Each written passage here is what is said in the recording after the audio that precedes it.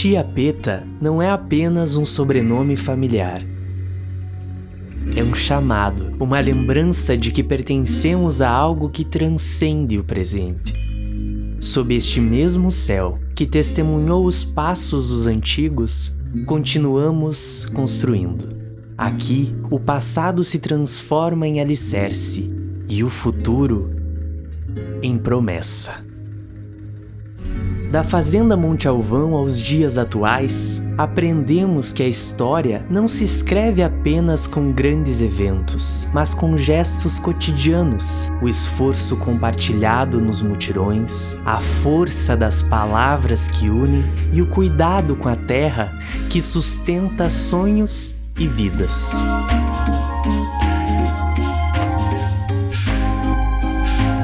A trajetória de Chiapeta é um caminho em constante construção, onde cada geração adiciona uma nova pedra a essa estrada. Hoje, olhamos para o momento em que esta terra se tornou mais do que um espaço físico. Transformou-se em município, em destino, em identidade. Em 1965, a coragem de uma comissão visionária e a voz de um plebiscito marcaram o início de uma nova era. A emancipação não foi apenas um marco histórico, foi o ponto de partida para uma jornada político-administrativa que moldou o futuro de Chiapeta. Prefeitos, líderes e cidadãos assumiram o papel de construtores, erguendo não só estradas e prédios, mas também sonhos e possibilidades. Cada administração, com suas conquistas e desafios, deixou marcas indeléveis. Infraestrutura que uniu distâncias, educação que formou gerações e políticas que consolidaram Chiapeta como a terra da produtividade. Que Chiapeta siga sendo mais do que um lugar, que permaneça como exemplo de união, trabalho e história viva, uma herança compartilhada, fonte de inspiração para os que aqui vivem e os que ainda virão. Chiapeta. Sem memórias não há história 2. Capítulo final.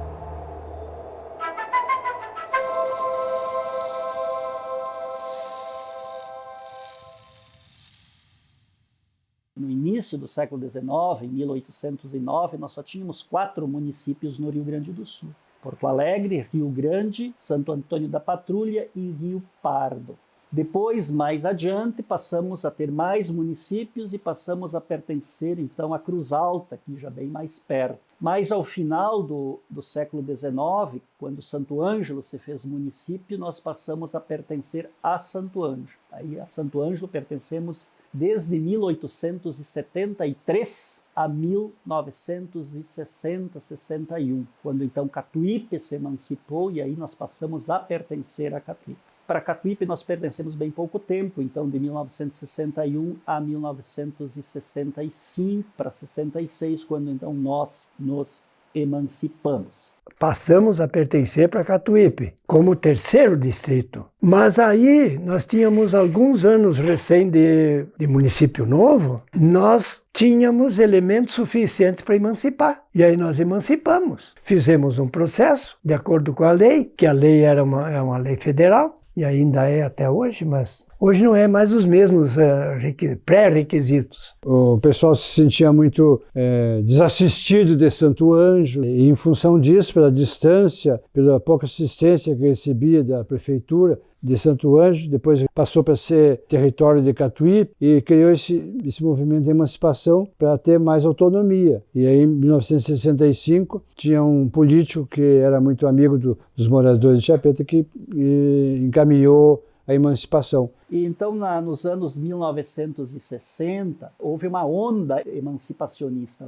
Vários municípios aqui do estado, entre os anos de 1961, 62, 63, 64, se emanciparam. E nós, o município aqui, com outros 32, fomos os últimos, então, desta onda emancipacionista da década de 1960. A data que nós lembramos sempre, inclusive fizemos feriado aqui em Chiapeta, festejos também, é 15 de dezembro de 65. Então é o finalzinho do ano de 65 que foi aprovada a nossa emancipação pela Assembleia Legislativa. E o município foi instalado então no ano seguinte, em maio de 66. Um momento é a emancipação e o outro é a instalação. São dois momentos distintos. Surgiu o movimento de emancipação de Chiapeta. E eu, como professor, fui convidado para participar como secretário da comissão. Secretário seria o encarregado da montagem do processo todo de emancipação, né? As atas, os documentos,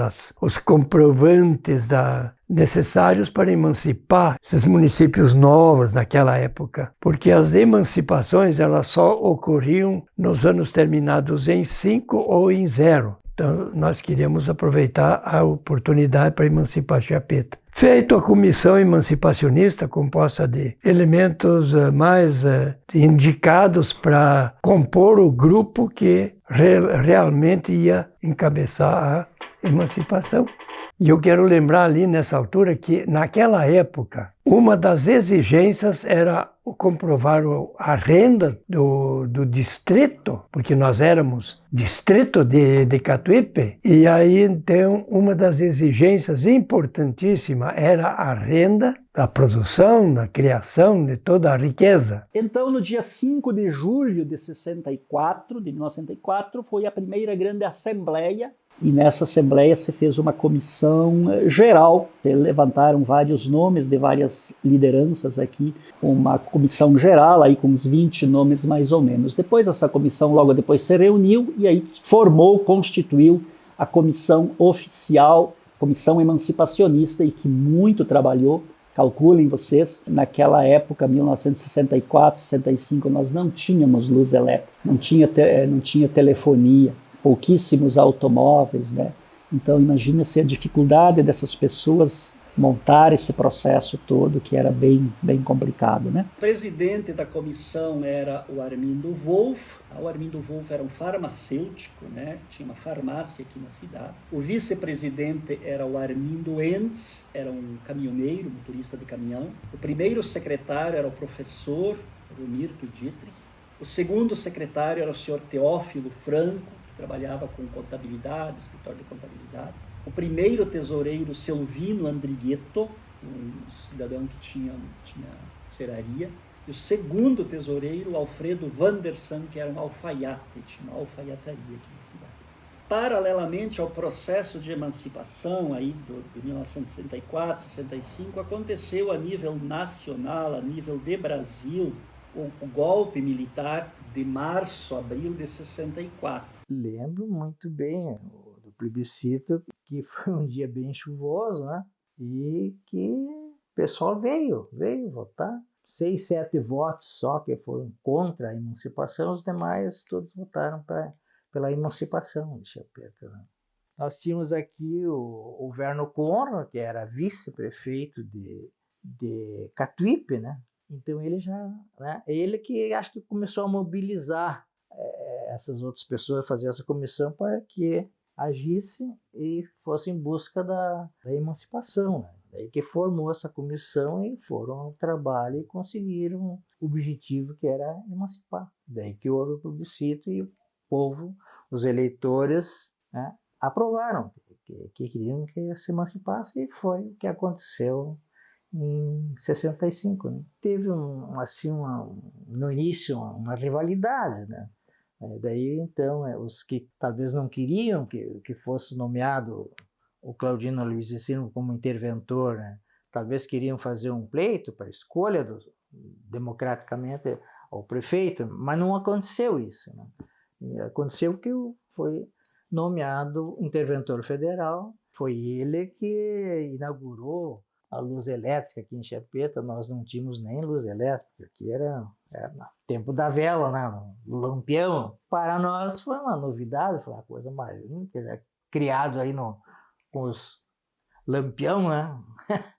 Então isso foi muito bom. E ele começou a organizar o município, né? E depois, então, em 68, que houve a primeira eleição.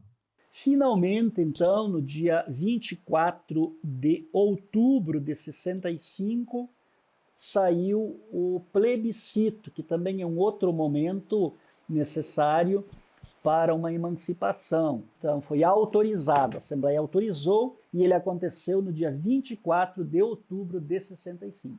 Portanto, já mais de um ano desde o início do processo. Votaram 460 eleitores. Percebe-se que não era um número tão grande também então, de eleitores, um pouco mais do que aqueles que assinaram, né, lá no ano anterior. Havia 3 sessões eleitorais apenas, deu 447 sim, 10 não e 3 votos em branco. Então, claro, a maioria absoluta, a maioria esmagadora dos cidadãos, eleitores, votaram pelo sim. Plebiscito é isso, sim ou não, a população decide. Ótimo, isso foi muito bom para a comissão, né? Agora tem que apresentar esses resultados lá na Assembleia Legislativa e eles vão se somar aos outros documentos e os deputados farão novas assembleias, novas reuniões para votar, enfim, a emancipação. E ela ocorre, então, no dia 15 de dezembro de 65, pouco tempo depois, né, de 24 de outubro a 15 de dezembro, sai a sessão, enfim, em que o município quer aprovado.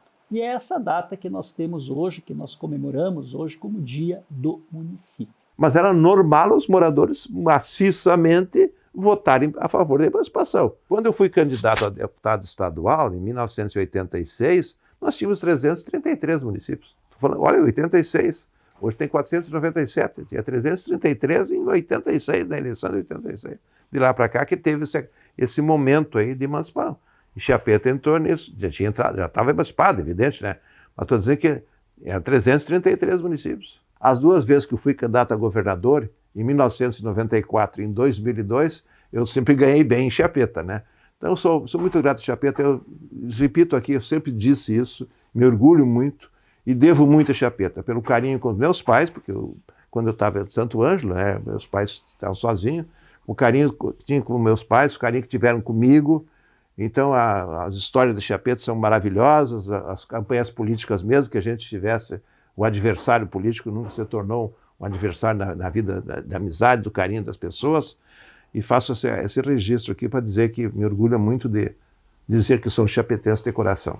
O município se tornou autônomo, né? Com vida própria. Aí vieram os mandatários do município. Eu não vou dizer destino, mas quis a ocasião que eu fosse convidado para ser o primeiro interventor do município. E eu estava apto, estava pronto para assumir o comando do município, né? Eu até tenho que dar uma risada, porque aconteceu algo assim, tanta coisa estranha que a princípio nós estranhamos, que chegou o dia da nomeação do novo interventor de Chiapeta e outros municípios, tantos que tinha por aí, que também emanciparam. Quis o acaso ali que o meu nome não foi aceito para o cargo de interventor do município. Mas eu fazia parte da lista tríplice, eu era o cabeça da lista tríplice, mas ia ser nomeado pelo presidente da República, José Alencar de Castelo Branco. Então, de 64 a 85, nós vivíamos sob o regime militar,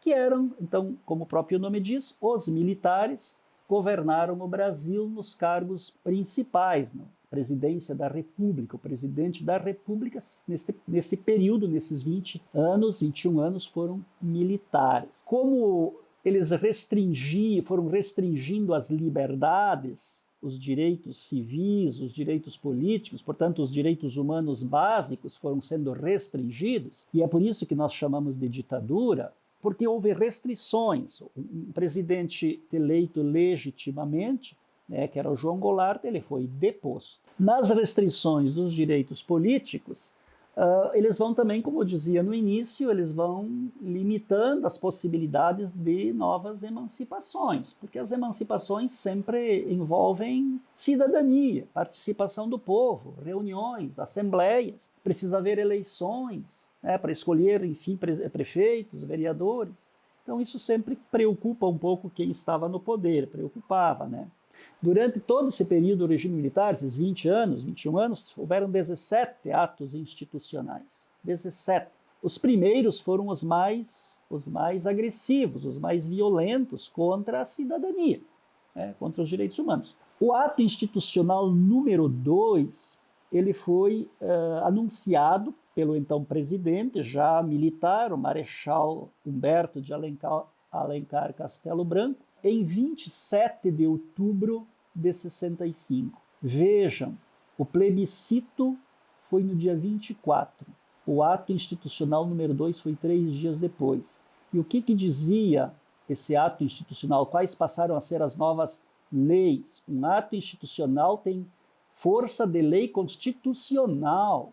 Então é a lei máxima do país. Torna indireta as eleições para presidente da República. Ou seja, vocês, cidadãos brasileiros, não vão poder mais escolher o presidente, tá? Quem vai determinar quem vai ser presidente, quem não vai ser, vão ser as Forças Armadas. Ali vai fazer uma eleição indireta, o Congresso Nacional, os deputados já acuados, muitos deles caçados, punidos pelo próprio regime, então os que estavam ainda ali exercendo, entre aspas, a legislatura, acabavam consentindo com os nomes apresentados pelos militares e acabavam. Então era uma eleição indireta, passou a ser uma eleição indireta, cujos titulares sempre militares.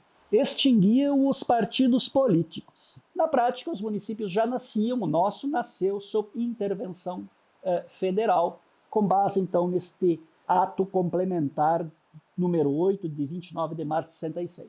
Ou seja, o presidente da República nomearia alguém para governar o município, sem poder legislativo. O executivo seria exercido por um interventor federal. Mas como fazer? Para quem seria o interventor federal? Como escolher o interventor federal?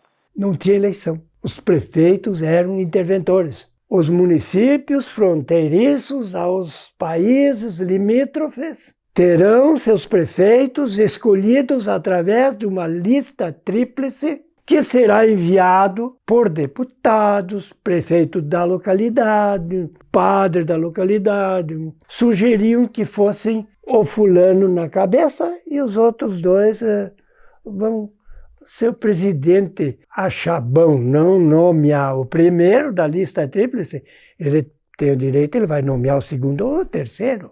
Aconteceu muito isso também. Cada município era um caso para resolver. Mas o importante era o item limítrofe, com o país vizinho, não tem eleição. É interventor. Isto era um item para manter a segurança do país, no período militar, veja lá. Então foi uns quantos anos que foi assim. No dia 20 de abril de 66, foi anunciado pelos meios de comunicação, o pessoal ouviu pela manhã nos noticiários, e que o nome do interventor de Chiapeta foi o senhor Claudino Aloísio Zimmer. Para algumas pessoas não foi surpresa, claro, principalmente para os membros da comissão, que já perceberam a exigência lá em Porto Alegre que seu nome constasse, Para outros foi uma surpresa. Enfim, Claudino acabou então sendo nomeado e aí ele aceitou. Me lembro que daí o seu Claudino pesquisou, trouxe inclusive um companheiro o Hamilton Bellinazzi, que ficou da Secretaria de Finanças, e eu, que era da Educação, chefe de gabinete, seu Verno Scherer. E eu sei que eram os 4 funcionários, os primeiros dias. e alugamos uma casinha ao lado do posto, ao lado da igreja, que era no lugar da prefeitura atual. Uma casinha pequena, de madeira, bem pobrezinha. Primeira prefeitura. Bom, em princípio a gente recorreu à Secretaria de Educação de Catuípe. Em princípio foi da instalação da luz, né? A água, não me lembro se foi a água também. E o início dos calçamentos, construção de escolas, 3 escolas. O principal foi a luz. Foi uma conquista, foi uma festa. Não tinha médico. Então, para o pai, assim, que ele adorou aqui, foi a mosca no mel, né? E ele gostou, o hospital estava fechado, e daí ele entrou em contato com o seu Claudino, que era o interventor, né? Veio para cá, começou a trabalhar e depois adquiriu o hospital e ficou aqui até falecer. O seu Claudino dava assistência para eles, tudo do município, porque ele era interventor, né?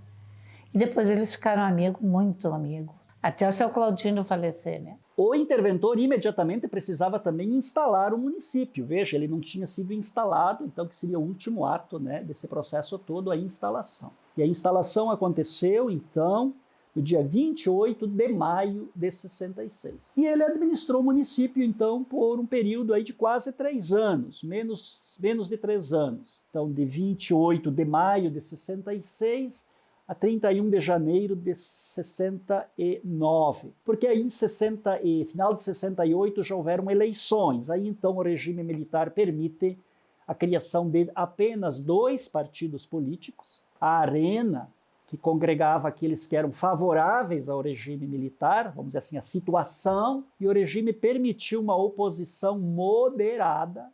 Você poderia ser oposição, mas tinha que se cuidar muito com o que você falava. Que então, quem não estivesse de acordo, que fosse para a oposição passou a se chamar MDB. Temos até hoje partido com esse nome, Movimento Democrático Brasileiro. Então, os cidadãos de todo o país se dividiram entre arenistas e MDBistas. Aqui em Chapeta não foi diferente. Então, já em 68, 2 únicos partidos consentidos se organizaram e puderam disputar as eleições, que daí foram autorizadas para prefeitos e vereadores. Então, eu sempre estive envolvido no esporte. Jogava Clube de Prata, depois a gente fundou o Esporte Clube Pampeiro, em 26 de março de 1966, nem um ano depois da emancipação. E daí, então, eu era envolvido no futebol, envolvido nos estudos ali, né? E os olheiros políticos começaram a ver a possibilidade de que eu me tornasse um político, né? Mas eu não entendia nada em política, porque, né? Primeira vez que eu tinha feito o título, a primeira vez que eu ia votar, eu lembro tão bem que o Silvino Luiz Andrigueto foi falar com o finado pai, pedir se eu podia me filiar no MDB, porque eles queriam que eu fosse candidato, que eu teria condições de me eleger pelo envolvimento no esporte e no estudo, né? Então, o primeiro prefeito eleito foi o Verno Conrad. Ele governou, então, ali de 31 de janeiro, 1º de fevereiro de 69, até 31 de janeiro de 73. O vice-prefeito dele era o senhor Elmirich Eickhoff. O Verno Conrad, que foi o primeiro prefeito eleito lá de Chapeta, depois que passou, ele pediu para o Rui, que era meu cunhado, se conseguir, porque lá não tinha professora, nenhuma professora formada, né, que conseguisse que eu fosse para lá. Sabe uma coisa? Eu vou ir. Daí fui lá, peguei, daí fui para lá. Só que não era fácil, né, tu sair de uma cidade de pelo duro, entrar numa cidade de origem alemã, a cidade não, era a vila, lá era a vila. Ali tu aprendeu muita coisa, se tu entra numa cidade assim, que tu num lugarzinho assim, que tu não tem água encanada, tu não tem luz, tudo assim aquilo lá. A sala de aula, tu tem que ter, às vezes, 3 classes junto, 1º, 2º, 3º, naquela época, né? 4º e 5º na outra turma. Não era fácil, sabe? Mas a gente dava, continuava, né? Procurando fazer do melhor, né? E foi longe até que eu consegui mais professor. Mas depois melhorou a situação, mas E daí, então, o Arnoldo pensou, agora como é que vamos fazer? Eu disse, não, Arnoldo, agora nós vamos arrumar também um nome para a escola, né? Era o grupo escolar da sede. Depois passou a chamar-se Anchieta. Escola Estadual de Primeiro e Segundo Grau Anchieta. E eu sugeri o nome Anchieta, que foi o primeiro professor dos índios, né? Do Brasil. Anchieta, Chapeta. Combina, né?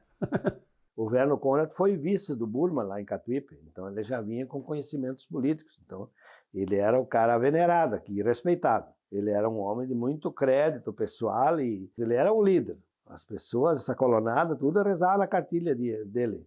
Queriam saber alguma coisa, tem que ir no baixinho, chamavam ele de baixinho. O Verno era um homem magro e tal. E o Verno que dizia para eles como tem que fazer, como é que não tem que fazer, faz isso, faz aquilo. Nem todas as pessoas, mas muita gente que tinha dúvida ia lá no Verno Conrad perguntar o que tinha que fazer e o que não tinha que fazer.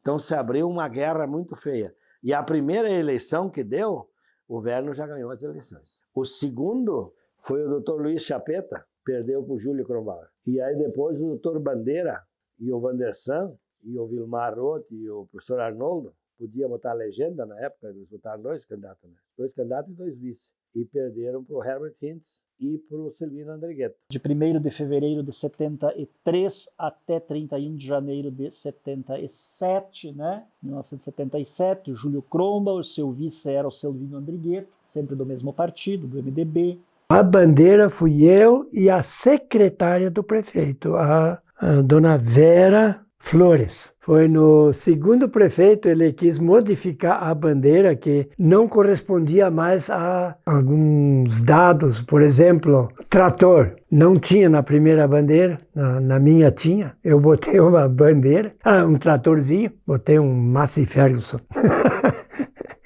Ramos de soja e trigo eu botei, não tinha, porque foi a Revolução Agrícola que entrou em 63. Eu comecei a trabalhar em 72, 27 de março de 1972.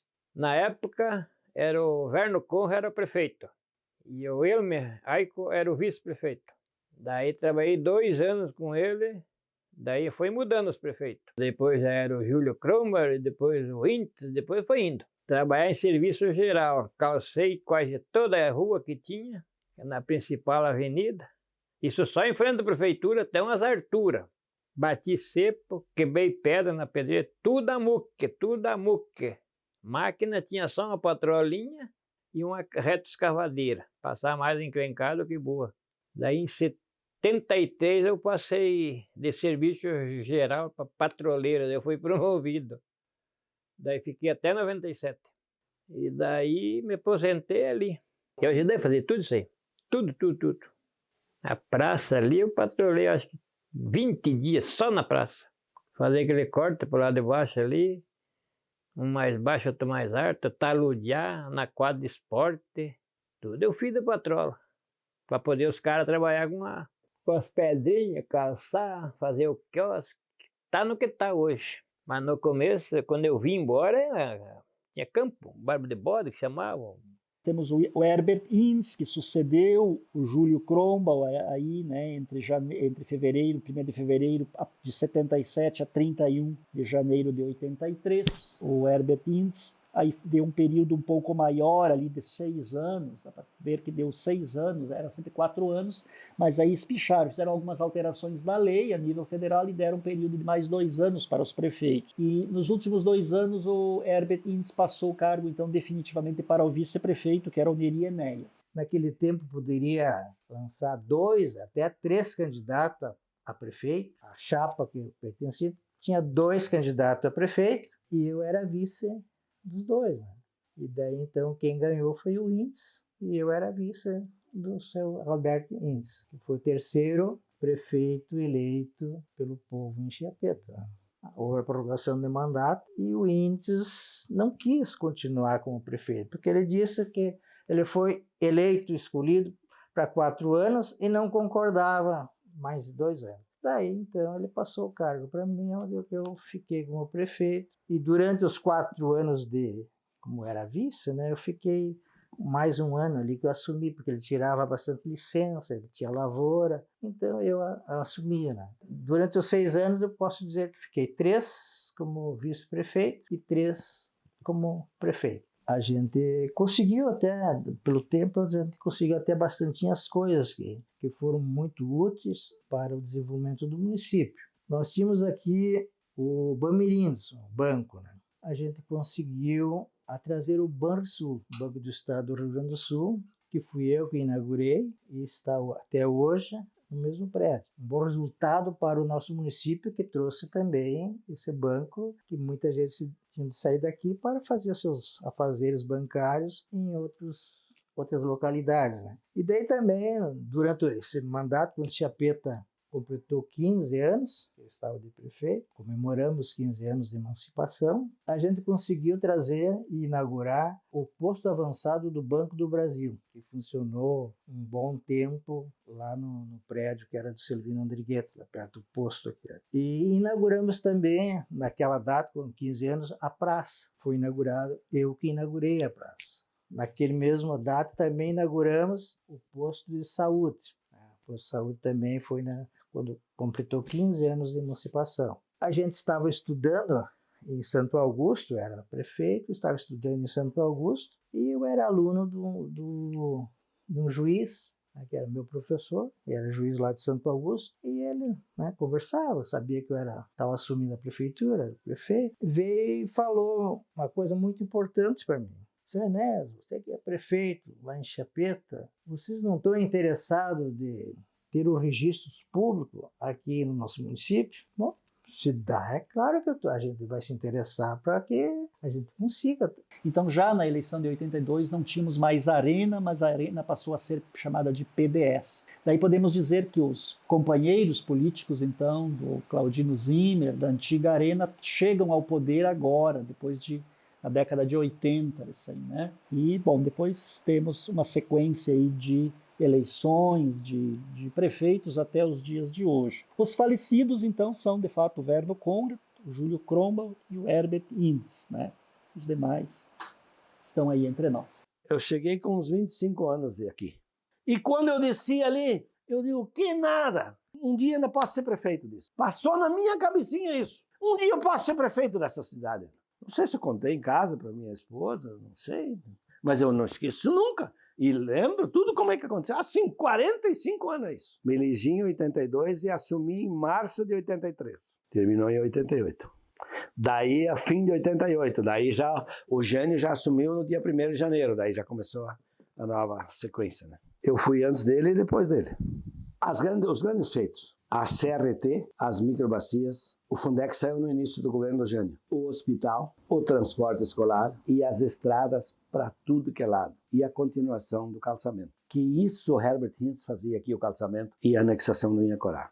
Para mim, sim, esses foram os grandes feitos. Eu vejo que hoje o comércio de Chiappeta cresceu. A vinda dos assentamentos, a Nova Conquista ali, final do Povo ali, veio pessoas de Santa Catarina e do Rio Grande do Sul mesmo, lá da costa do Uruguai, que veio trazer uma grande ajuda ali, uma grande receita. E a agricultura é forte lá, tudo são coisas que veio a somar. Com licença, meus amigos, vou fazer uma saudação pra minha querida Chiappeta que mora em meu coração. E falar na sua história e sua emancipação, dizendo pro meus amigos em cada história que digo me dá uma grande emoção.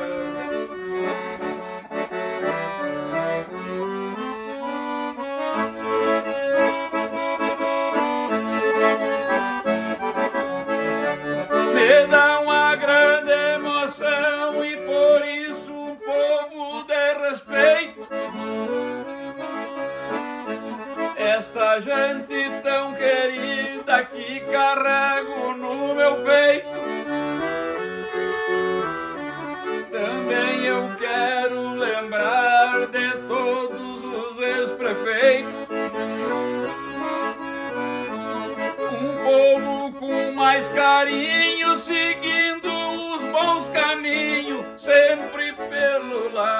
direito.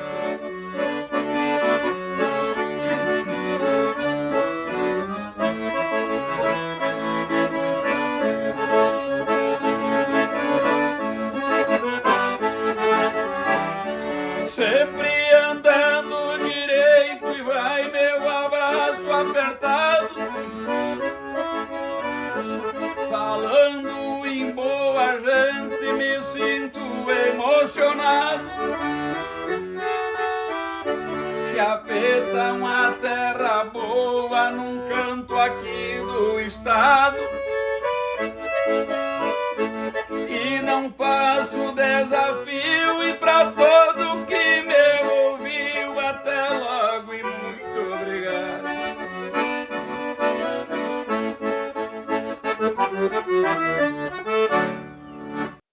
O ginásio de esporte, eu levantei toda a alvenaria dele, cobri e deixei o dinheiro em caixa para terminar. Não terminei porque eu venceu o meu mandato e eu não terminei. Mas o dinheiro ficou no banco para terminar. A delegacia, o Brito, veio 2 vezes. O único governador que veio para Chapeta, de toda a história de Chapeta, foi ele. Ele veio 2 vezes. Ele veio, daí não tinha prédio da Polícia Civil nem da Brigada Militar aqui em Chapeta. Não tinha. O Brito diz, Neri, vamos fazer um centro integrado. O primeiro centro integrado do Rio Grande do Sul vai ser aqui em Chapeta, que é a Polícia Civil e a Brigada Militar num prédio só. Diz, o primeiro vamos começar por aqui. E dito e feito. Na área rural, eu fiz 8 poços artesianos e 100 quilômetros de rede de água para os colonos. Centro cirúrgico no hospital, quem fez foi na nossa administração também. No trabalho, nas estradas, bueiro, calçamento, mas assim, não nada de uma coisa nova, sabe? Não foi tão seguido, a prefeitura estava até por sinal 2 folhas de pagamento atrasado e foi bastante sacrificada, por exemplo, a minha secretaria foi mais. Muita dificuldade. O primeiro deles foi trabalhar na questão da infraestrutura urbana, questão de melhorar os calçamentos, buscar recursos para fazer asfaltamentos, a infraestrutura com tubulações em todas as ruas. Compramos na época 6 ônibus novos, combis novas, tudo para melhorar o transporte e a segurança das crianças para vir assistir às aulas ou participar das aulas. Na saúde também, então também melhoramos a questão dos veículos, ambulância, UTI móvel, van para transportar as pessoas. Reformamos o posto de saúde, melhoramos a questão da infraestrutura do hospital, construímos um posto novo de saúde que está sendo usado até hoje, creche nova para que as mães pudessem deixar os seus bebês já desde os primeiros meses de vida, né, ao cuidado do município e toda a questão educacional depois disso. A nível do governo estadual, nós conseguimos 50 casas pulverizadas que a gente fez, né? Então nós construímos 26, mais 50 pulverizadas, projeto que a gente buscou, e mais 100 casas, que é do PAC 2, que a gente construiu aqui uma cidade dentro de uma cidade, com toda a infraestrutura que as pessoas moram até hoje com muita comodidade, melhorando o aspecto social das pessoas, o aspecto visual, o aspecto de moradia, porque as pessoas precisam morar com dignidade. Aquela necessidade de saúde mais grave do cidadão. Esse nos 2 mandatos sempre foi a prioridade em atender todas as demandas do cidadão. Trazendo 2 ações, então, que focam no futuro. No primeiro mandato, a educação, onde a gente entrou reformando todas as escolas, investindo pesado, como eu já falei, além de estruturas físicas, em projetos, execução de projetos, em equipamentos, em recursos pedagógicos, material didático, enfim. Foi uma transformação muito grande, que a gente sabia que não ia aparecer o resultado na hora, mas que agora, no segundo mandato, já apareceu muitas coisas e que ao longo dos anos vai ainda aparecer muita coisa, que foi semeado lá atrás no nosso primeiro mandato. E no segundo mandato, eu posso dizer que é a pavimentação das estradas vicinais, onde a gente, então, deu início, já no primeiro mandato, mas que tivemos a conclusão no segundo. Nós fizemos no primeiro mandato 5,4 quilômetros de calçamento, numa estrada vicinal, em parceria com o Luiz Antônio Chapeta, também custeado por ele. Mas no segundo mandato fizemos mais 5 km de asfalto, na nossa estrada vicinal mais movimentada, que dá acesso aos assentamentos, a Ijuí, enfim, a outras comunidades produtoras, e mais 2 km de calçamento também no segundo mandato. Então a gente vai deixar um legado de 13 a 14 quilômetros de estradas vicinais pavimentadas, o que para o nosso município, que é um município de muita produção agrícola, é fundamental para a economia. Saiu esse ranking, então, onde Chapeta estava na posição de 13º melhor município para se viver do Brasil, segundo melhor do Rio Grande do Sul. Para nós foi uma alegria muito grande, porque a gente já falava isso para as pessoas. Quando a gente conversava com pessoas de outros municípios e contava do nosso município, a gente falava de como Chapeta está uma cidade boa de morar, uma cidade que tem segurança, tem limpeza, tem organização, tem educação de qualidade, educação pública de qualidade de escolas particulares, tem saúde de muita qualidade, tem uma agricultura forte, próspera, um comércio prosperando, enfim, muitas coisas boas acontecendo, né? A economia indo bem, empregos. Quando saiu esse ranking, comprovou, daí era uma fonte externa comprovando o que a gente já estava enxergando, né?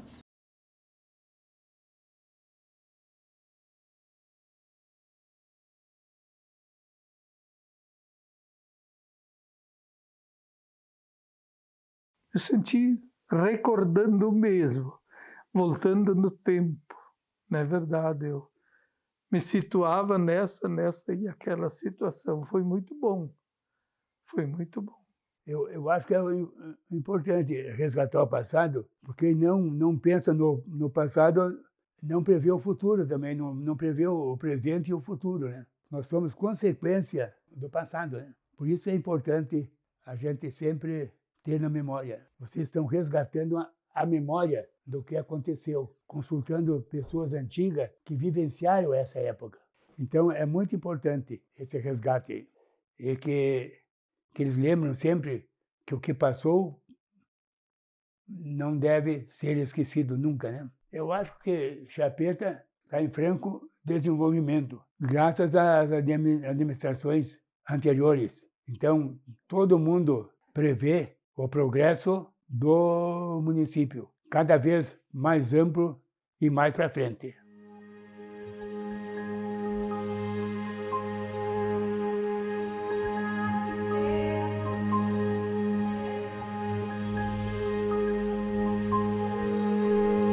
O arquiteto do universo, enquanto entoava os verbos, iniciou sua criação. Viu um casal de João de Barro trabalhando lado a lado, iniciando a construção.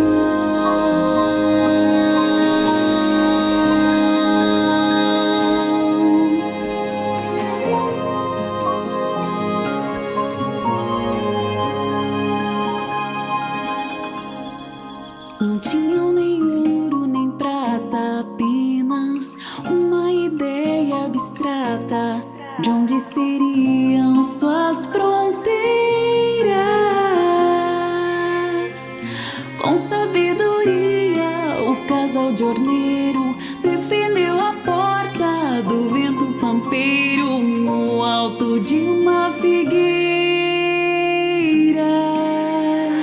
Linda terra hospitaleira,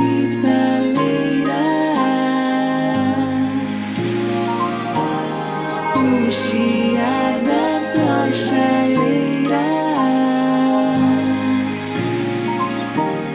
nos convidam à mateada.